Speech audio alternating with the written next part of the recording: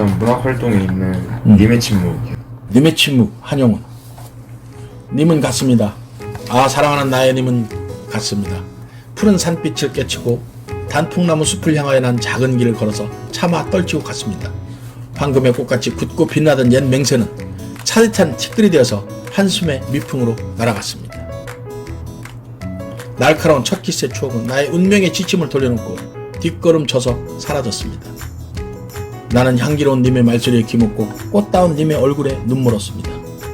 사랑도 사람의 일이라 만날 때 미리 떠날 것을 염려하고 경계하지 아니한 것은 아니지만 이별은 뜻밖의 일이 되고 놀란 가슴은 새로운 슬픔에 터집니다. 그러나 이별을 쓸데없는 눈물의 원천을 만들고 마는 것은 스스로 사랑을 깨치는 것인 줄 아는 까닭에 걷잡을 수 없는 슬픔의 힘을 옮겨서 새 희망의 정수박이에 들어 부었습니다. 우리는 만날 때 떠날 것을 염려하는 것과 같이 떠날 때 다시 만날 것을 믿습니다. 아, 님은 같지만 나는 님을 보내지 아니하였습니다. 제 곡조를 못 이기는 사랑의 노래는 님의 침묵을 휩싸고 돕니다. 이 작품은 한용운의 님의 침묵이라는 시집에 있던 대표 작품 표제 시입니다. 님의 침묵. 작품 개각을 잠깐 볼까요? 할래 자유시, 서정시. 성격 의지적. 그렇죠. 이 의지적은 님이 반드시 돌아올 것이라는 의지입니다. 그래서 의지적이에요. 한용운의 님은 보통 5가지예요. 6가지인가? 쭉 한번 나열해보면 절대자, 부처, 진리, 조국, 민족, 그 다음에 그리워하는 모든 것들 6가지나 됩니다. 그런데 한용운 씨의 님의 침묵을 각각에 따라서 해석을 해도 충분히 되지만 우리는 조국, 민족 이런 정도로 처리하면 매우 쉬운 그런 시가 됩니다. 그럼 님이 돌아온다는 건 뭐냐? 지금 일제에 의해서 침탈된 조국, 민족이 다시 돌아옵니다. 광복된다는 믿음을 가지고 있는 거예요. 한용운은 사망할 때까지 44년 해방을 1년 앞두고 사망하게 됩니다. 타계하게 되는데 그때까지도 우리 민족이 광복될 것을 전혀 의심하지 않았어요. 대단한 인물입니다. 광복은 역사적 사실이라고 본 거예요. 반드시 올. 이 시에 나타난 것처럼 반드시 온다는 거죠. 주제는 임에 대한 영원한 사랑이죠. 그 다음에 첫 번째 특징일 경어체를 사용하여 여성적 어조를 드러냈다. 이런 것도 시험 포인트에 해당합니다. 그냥 기억해 주세요. 여성적 어조를 드러냈다는 것은 대상에 대한 존경심을 표현한 거죠. 약간은 현대적인 감각보다는 약간 그 동원적 관점이 있을 수도 있죠. 여성이 남성을 그리워해야 된다는. 그러나 그 시대 정신에서는 충분히 이해할 수 있는 겁니다.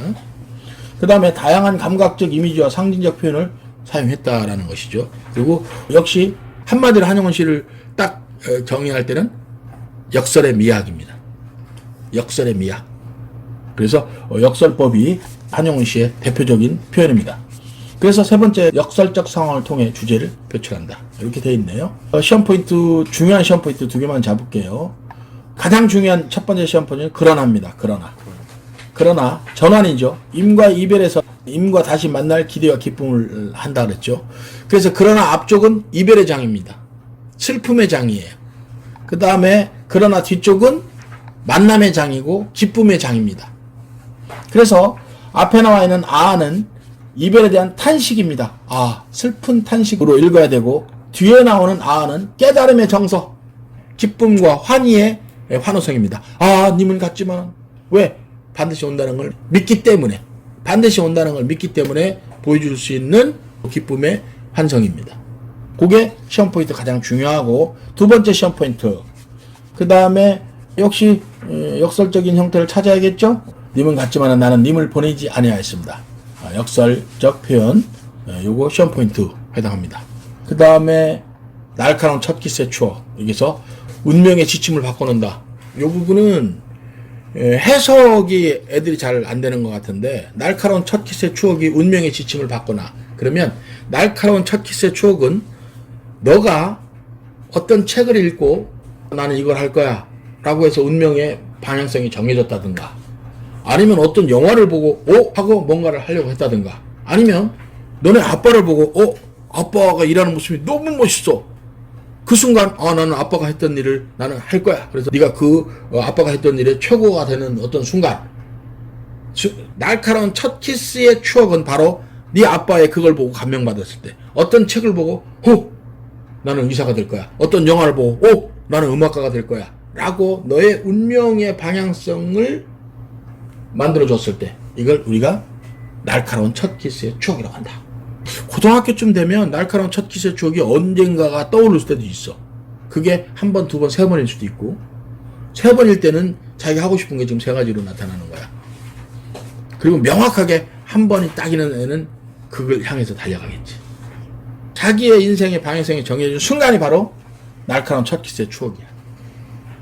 사실은 여기는 하나하나 엄청나게 재밌는 게 많고 이야기할 게 많은데 시험 포인트는 아니니까 이 정도서 끝내기로 하자.